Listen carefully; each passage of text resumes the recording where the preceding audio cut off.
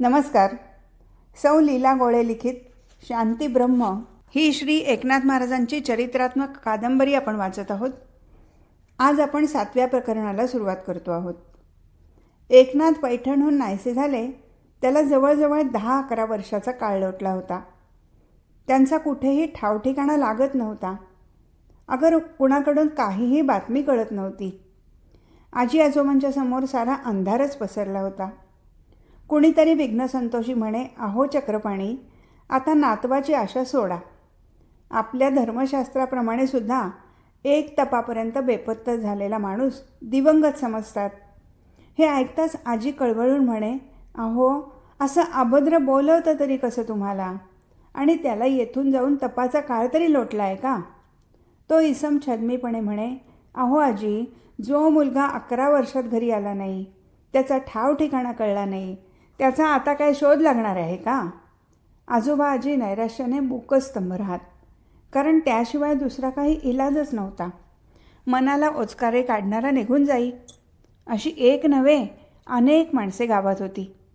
गोकुळातून श्रीकृष्ण मथुरेत गेला त्यावेळी गोकुळवासियांची जी अवस्था झाली तशी स्थिती एकनाथाच्या एकाएकी नाहीसी होण्याने आजी आजोबांची झाली.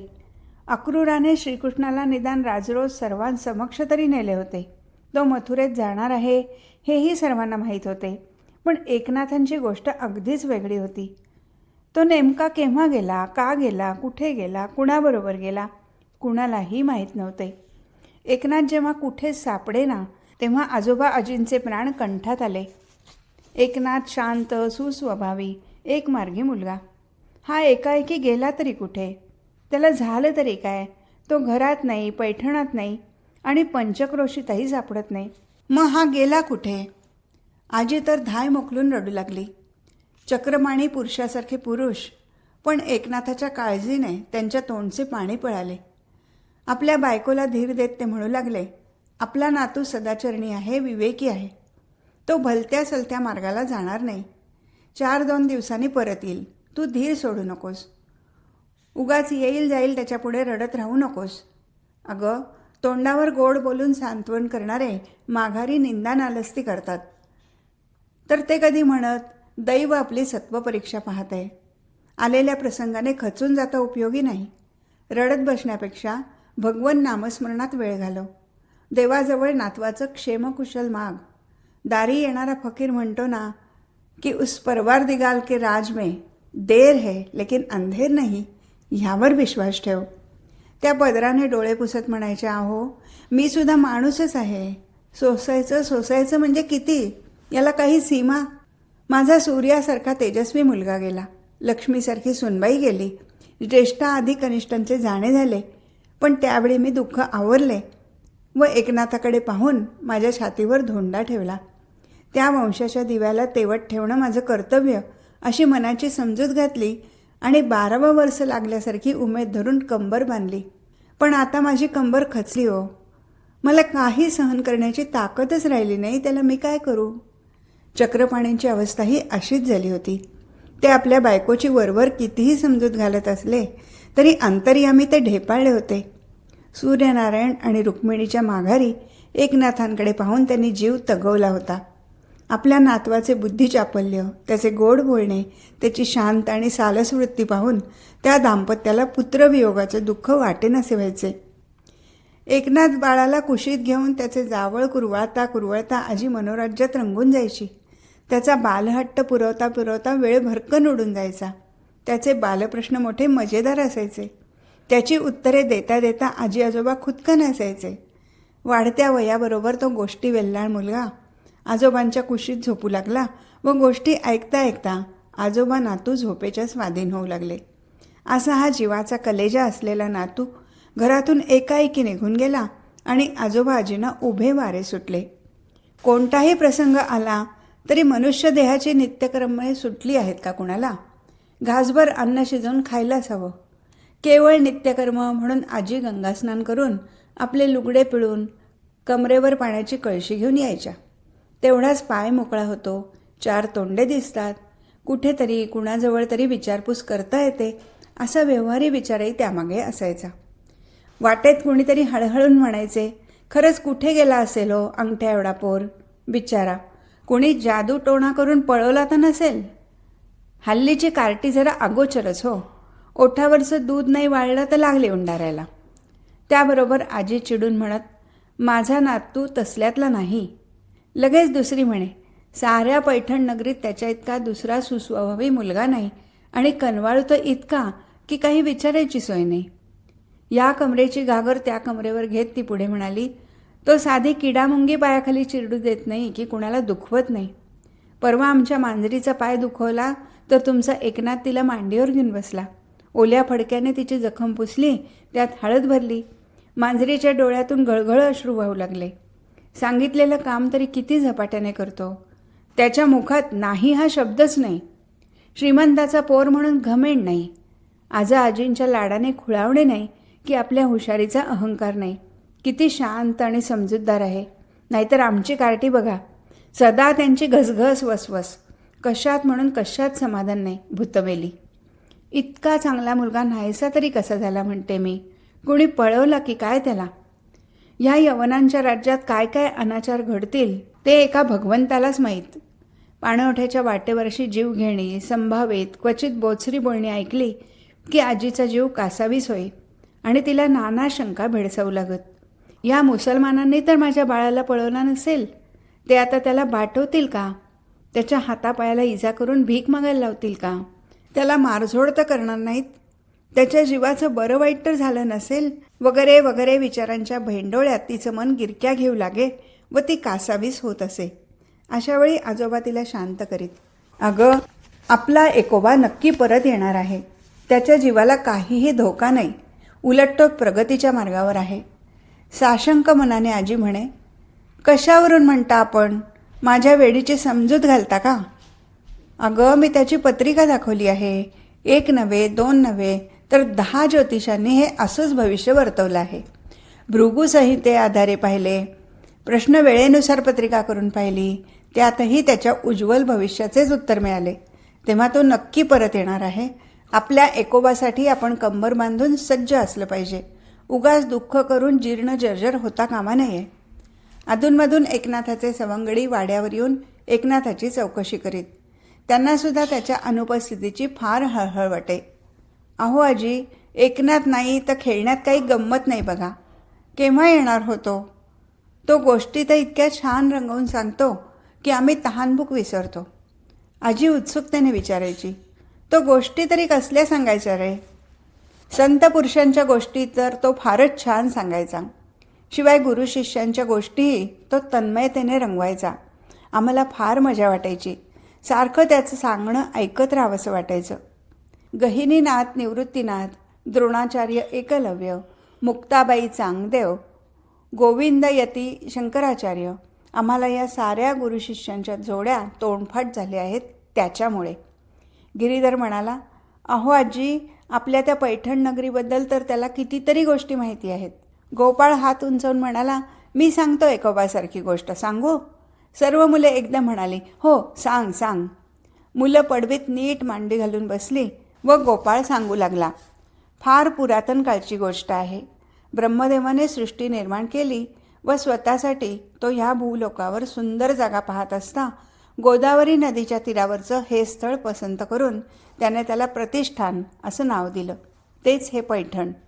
आपण जी मोडी लिपी लिहितो ती लिपीसुद्धा हेमाद्रीनी म्हणजे हेमाड पंथांनी शोधून काढली. त्या हेमाड पंथांचा जन्मसुद्धा आपल्याच नगरीत झाला.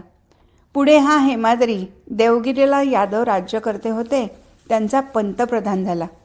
तो धर्मशास्त्राचा आधारस्तंभ होता. त्याच्या कारकिर्दीत पुष्कळ हेमाडपंथी देवळे बांधली गेली. मध्येच आजोबा म्हणाले, मुलांनो, हा हेमाद्री मध्यांजन शाखेचा शुक्ल यजुर्वेदी ब्राह्मण. तो आपल्या पैठणचं भूषणच म्हटलं पाहिजे. गोपाळ पुढे म्हणाला, आपले पैठण शास्त्री, पंडित, विद्याव्यासंगी ह्यासाठी सुप्रसिद्ध आहेत. या भूमीला संत, निवृत्ती, ज्ञानेश्वर, सोपान, मुक्ताबाई या अलौकिक पुरुषांचा स्पर्श झाला आहे. गोपाळ पुढे सांगतच होता तेवढ्यात व्यंकटेश म्हणाला, अबब, एकोबाला नगरीबद्दल केवढीही माहिती, त्यालाही सांगितली कोणी आणि त्याच्या लक्षात तरी कशी राहिली? कमालच आहे. आजींनी एकनाथाच्या आठवणीने डोळ्यांना पदर लावला. षडानंद म्हणाला, आजी तुम्ही काळजी करू नका, तो घरी नक्की परत येईल. त्याला आपल्या जन्मभूमीचा फार अभिमान आहे. तो म्हणायचा, पैठणचे पुरातन श्रेष्ठ स्थान, ऐतिहासिक शौर्य आणि औद्योगिक भरभराट म्हणजे त्रिवेणी संगम आहे. शिवाय उत्तर भारतातील गंगेच्या तीरावरचे काशी क्षेत्र, मध्य भारतातील क्षिप्राकाठचे उज्जैन आणि दक्षिणेतले गोदावरी तीरावरचे पैठण म्हणजे त्रिस्थळीच आहे. हे सारं एकनाथ विसरणार नाही, तो नक्की परत येईल. आजी म्हणायची, मुलांनो तुमच्या तोंडात साखर पडो, माझा नातू जर परत आला तर मी स्वतः पुरणपोळीचे जेवण तुम्हाला देईन हो. असं म्हणता म्हणता तिला भावनावेग अनावर होई. ती म्हणे, मुलांनो तुम्ही नित्य इथे येत जा आणि मला एकनाथांच्या गोष्टी सांगत चला, तेवढेच मला समाधान. मग मुले तिसऱ्या प्रहरी तेथे जमत व आजोबा त्यांना गोष्टी सांगत. मुले चटकन मध्येच म्हणत, हो माहीत आहे, ही गोष्ट आम्हाला एकनाथाने सांगितली आहे. आजोबा दुसरी गोष्ट सांगा. मग मुलांपैकी कोणीतरी आळीपाळीने गोष्टी सांगत. एक भोलानाथ म्हणाला, अहो एकनाथ म्हणत होता, सर्वाभूती एकच परमेश्वर असतो, किडा मुंगी असो अगर वाघ सिंह असो. आजी कौतुकाने म्हणाली, असं म्हणत होता माझा नातू, धन्य आहे हो तो. अरे तो पुराण ऐकायचा, कथा कीर्तन ऐकायचा, म्हणून असं बोलत असेल हो. आजी श्री ज्ञानेश्वरांनी रेड्यामुखी वेद वदवला, तो या पैठणातच ना. एकोबा आम्हाला सर्वांना त्या रेड्याच्या स्मरणार्थ घाटाकडे घेऊन जायचा आणि ज्ञानदेवाच्या वेगवेगळ्या गोष्टी सांगायचा. तो म्हणायचा, सर्वांठाई एकच परमेश्वर आहे, म्हणून तर त्या माऊलीने स्वसामर्थ्याने रेड्यामुखी वेद वदवला. अरे आपण विनाकारण मुक्या जनावरांचे हाल करतो, त्यांना दगड मारतो, त्यांच्या शेपट्या पिरगळतो, हे बरे नव्हे, त्यामुळे भगवंत दुखावतो. आजोबा म्हणत, माझा नात लोण्यापेक्षा मऊ मनाचा आहे. या बहामनी राज्यात अनाचार अत्याचार अगदी राजरोज चालतात.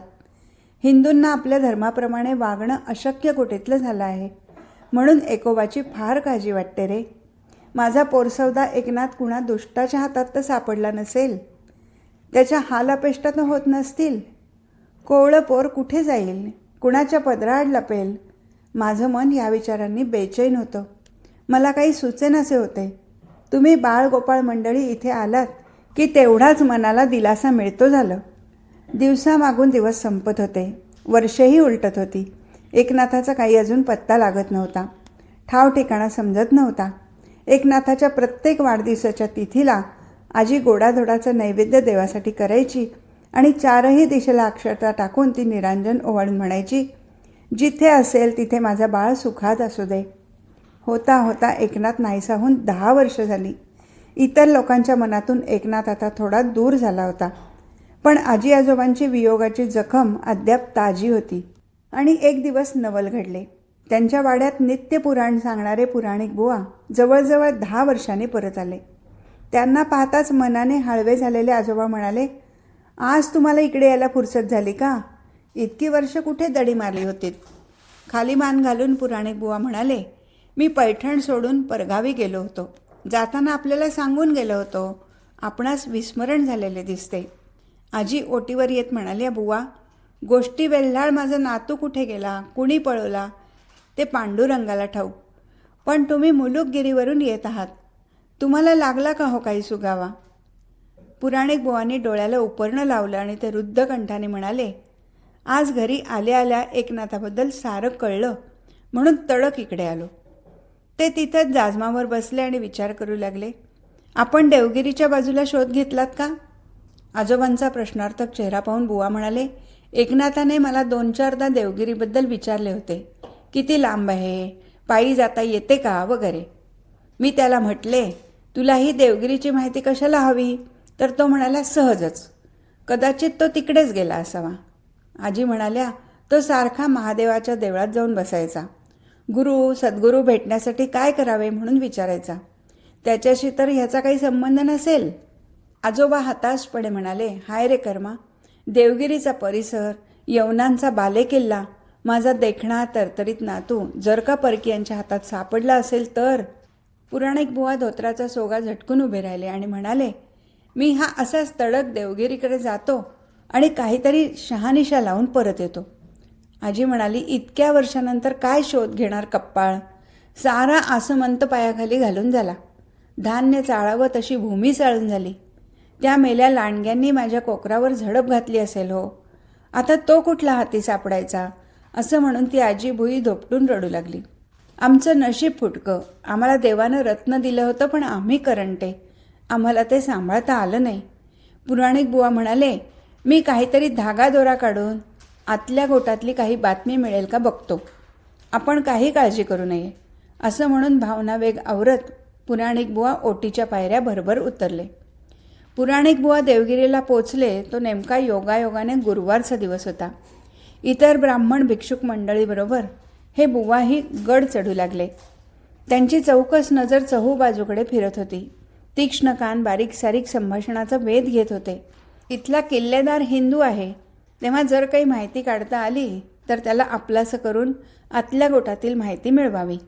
निदान ही अशी पळवली गेलेली मुले किंवा पळून आलेली व फसलेली मुले नेतात तरी कुठे, त्यांचे करतात तरी काय, एवढी तरी माहिती मिळेल. ह्या उद्देशाने ते गड चढत होते, चाहूल घेत होते. तो दिवस गुरुवारचा असल्याने एका बम्मनाला किल्लेदाराला भेटायला प्रयास पडले नाहीत. किल्लेदाराची भव्य तेजस्वी मुद्रा, त्यावरचे धीर गंभीर संयत भाव पाहून पुराणिक बुवा स्तंभित झाले आणि त्यांचे मस्तक आदराने नत झाले. स्वामींच्या नजरेतला करारीपणा आणि तेज सामान्य नाही. ते परतत्वाला स्पर्श करून आल्यासारखे वाटते. एवढं तेजस्वी ओजस्वी व्यक्तिमत्व आणि मुसलमानांच्या आधिपत्याखाली केवळ एक वितीचे पोट जाळण्यासाठी ताबेदारी, सकृतदर्शनी सारेच विरोधाभासी वाटले. सर्वांची दानदक्षिणा घेऊन झाली होती. शेवटी हात जोडलेले पुराणिक बुवा समोर आले. त्यांनी झोळी पसरली नव्हती म्हणून स्वामींचा हात आखडला होता. पुराणिक बुवा म्हणाले, मी गोदातिरीचा पैठण निवासी. पैठणचे नाव ऐकता स्वामींनी बुवांना बोलवून घेतले. हां, काय खबर बात म्हणून प्रश्न केला. बुवा म्हणाले, आमच्या गावचा एक 12 वर्षाचा मुलगा 10-11 वर्षापूर्वी एकाएकी नाहीसा झाला आहे.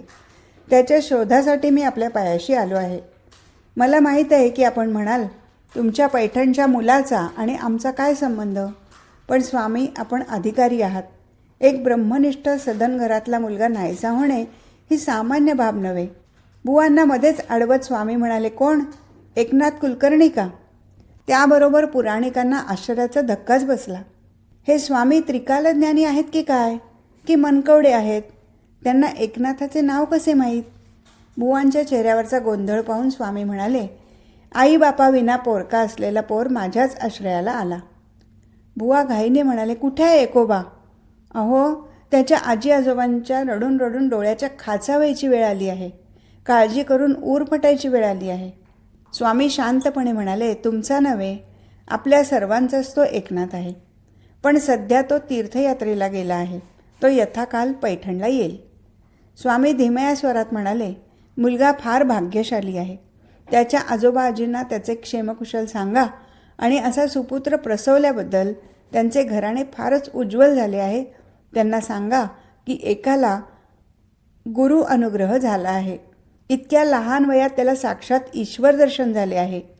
हे ऐकताच बुवांनी स्वामींना दंडवत घातला व त्यांचे डोळे कौतुकाने लुकलुकू लागले.